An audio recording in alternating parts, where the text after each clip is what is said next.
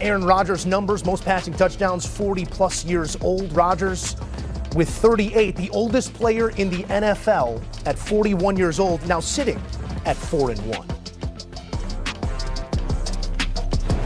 Back in studio with the guys. Don't you just love it when the numbers work out? I mean, the numbers on the scoreboard worked out perfectly here for your Steelers, Mac. Your thoughts on this performance against the young and I don't know, talent-deficient team. I'm trying to be nice here. A bad team in the Cleveland Browns. And yes, the Cleveland Browns, they're a bad team, but they're the wrong team you want to get in a sparring match with, because if you're not careful, they can put you to sleep. We've seen that, throughout recent moments with the Cleveland Browns, and that's why this game was so important for Pittsburgh, because you're a playoff caliber team sitting at the top of your division, playing against a divisional foe that they have a lot of issues. You got to win this ball game by any means necessary. Luckily for Pittsburgh, they did so with style. Right? Aaron Rodgers is having fun. That's the most important thing. Aaron Rodgers is very, very efficient, and he's making the other guys around him better. The offensive line has grown. You look at DK Metcalf, he's embraced that new role within the offense, being the ultimate wide receiver one and creating separation and coming down with big-time plays. The running game led with Jaylen Warren, Kenneth Gainwell, they're doing a great job as well. So the future in terms of this season, barring a great slate of health, it should be bright because of everything that's going on in their neighborhood in the AFC North. And lastly, the defense. They made Dillon Gabriel look like a rookie quarterback. They made him struggle. They touched him up. At the end of the game, when you looked at his jersey, you're going to have to use extra bleach to get some of those grass stains out of it, because he was constantly on the ground. 6 sacks, and they missed another 3 or 4 on him as well. So collectively for the Pittsburgh Steelers, you did what you were supposed to do, and that's what good teams do. Take care of the teams you're supposed to take care of. That's what impressed me the most, is the fact that they didn't allow a bad offense to gain confidence. And you talk about Dillon Gabriel getting peppered up by the Steelers defense.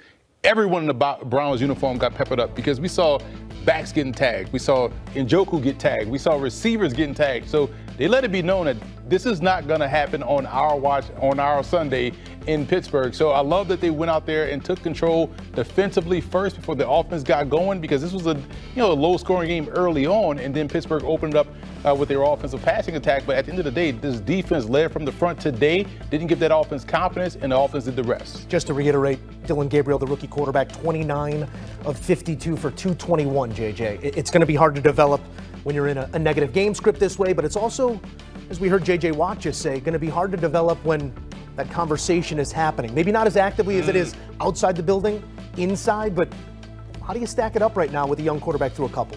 I can tell you with great confidence that the conversation is much greater outside the building than inside the building. And I think JJ Watt alluded to that and spoke to that quite well. 52 pass attempts, 58 dropbacks. You got to include the sacks as well. For a team that this game was not out of hand really until the fourth quarter. This was a 10-point game going into the fourth quarter. There's no reason for your rookie quarterback to be dropping back nearly 60 times. I understand maybe it's not working with Quinshon Judkins, who only had 3 yards per carry today. I get it.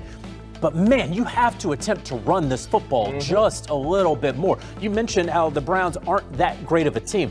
This record could and probably should be looking a lot different right now. You go back to that Week 1 game that they had, I think, against the Bengals. Probably should have won that game. Yeah. Very close one there in London last week against the Vikings that they arguably could have won there. Ball bounces a couple of different ways. You could be talking about a 3-win Browns team right now. And now you have Dillon Gabriel attempting to pass the football 58 times against the Pittsburgh Steelers defense in his first start on U.S. soil.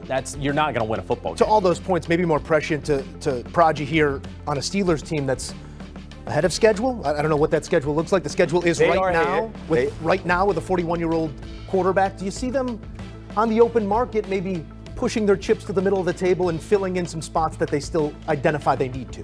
They could. We also have to remember what they did in the offseason. Right. So, yes, they go out and get Aaron Rodgers, not just get him, but they wait for him. And so that was very un-Steelers-like. They go out and they get DK Metcalf and sent a day 2 pick in order to acquire him, and then paid him at the time as the highest paid player in Pittsburgh Steelers history.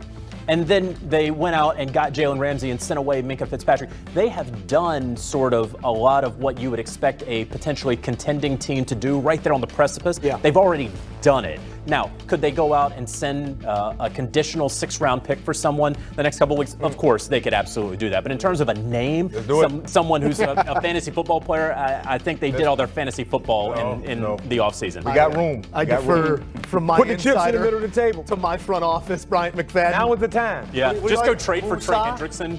Woo-saw? Offensive guy. We need a pass catcher. JJ. Okay. Pass catcher. Y'all had one. No, we need 4-1. another. The Pittsburgh Steelers Let's do coming it. off this win In the middle of the table. against the Browns. Go get Matt's there Pickens. to push them all in. We had you. That many.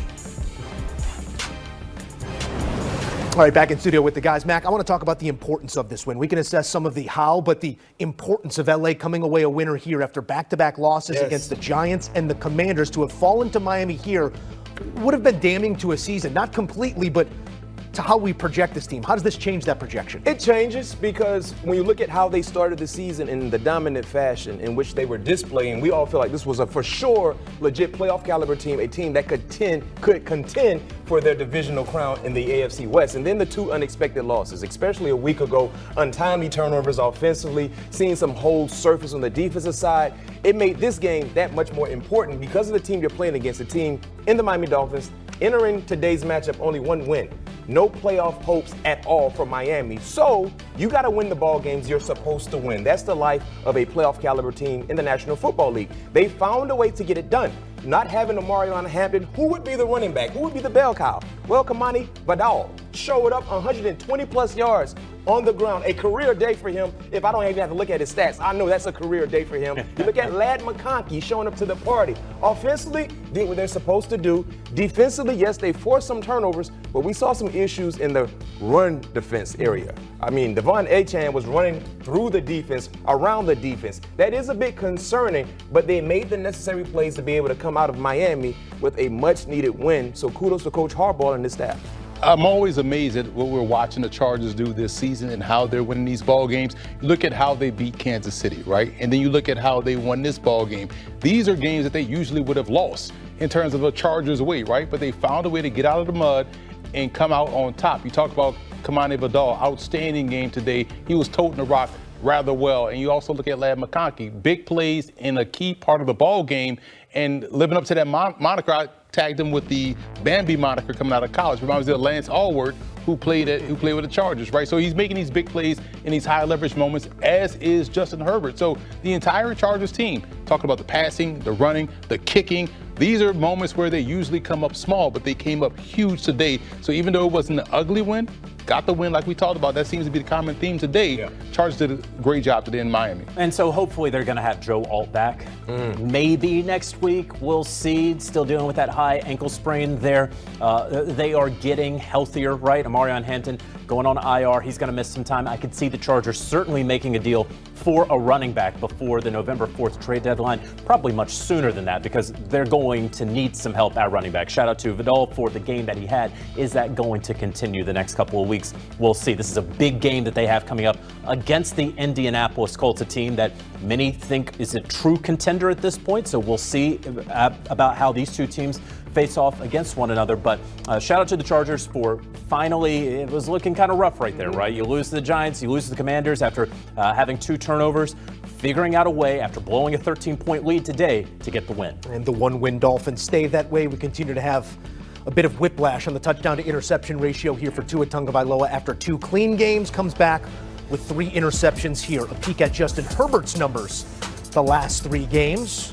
It was a get-right spot, and they just got right. A big-time connection and a big-time play to Ladd McConkey spells victory for the Chargers in Miami.